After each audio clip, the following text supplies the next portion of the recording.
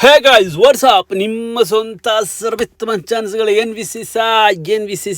ವಿಶೇಷ ಇವತ್ತು ಬೆಳಿಗ್ಗೆ ಅಪ್ಪಾಜಿ ಕೂದಲು ಕಟ್ ಮಾಡಬೇಕು. ಅಪ್ಪಾಜಿ ಶಾಲೆಯಲ್ಲಿ ಟೀಚರಿಂದ ತುಂಬ ತೊಂದರೆ. ಕಟ್ಟಿಂಗ್ ಮಾಡದೆ ಸೀದಾ ನಾನು ಹಾಗೆ ಹೋದೆ ಗಾಯ್ಸ್. ಎಲ್ಲಿಗೆ ಕೆಲಸ ಜಾಗಕ್ಕೆ ಹೋಗುವಾಗ ಅಲ್ಲಿಂದ ನಮ್ಮ ಹುಡುಗನ ಮಿಟ್ಟ ಮಾಡಿದೆ ಗಾಯ್ಸ್. ಯಾರು ಸಾದಿಕ್ಕು ಅಂತ. ಅಯ್ಯಯ್ಯೋ ಸಾದಿಕ್ಕು ಏನಿಲ್ಲ ವಿಶೇಷ.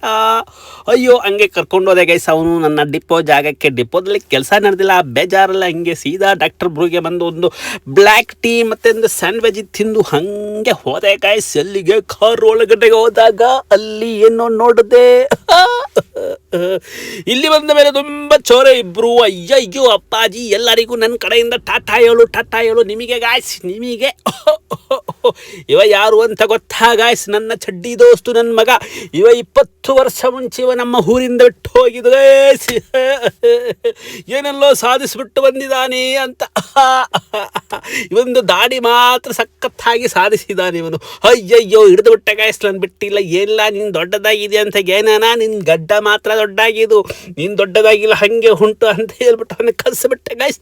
ಅಲ್ಲಿಂದ ಅಯ್ಯಯ್ಯೋ ಒಂದು ಫಾಲೋವರ್ಸ್ ನಮಗೆ ಅಯ್ಯೋ ಅಂತ. ಅಯ್ಯೋ ನನಗೆ ಮುಡಿಯಿಲೆ ಗಾಯ್ಸ್, ತಂಗ ಮುಡಿಯಿಲೆ.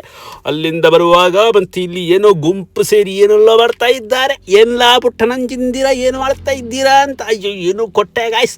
ಹಂಗೆ ಅದು ತಿಂದು ಹಂಗೆ ಅಲ್ಲಿಂದ ಅಕ್ಕಡೆ ಹಿಕ್ಕಡೆ ಸ್ವಲ್ಪ ತಿರುಗಾಡಿ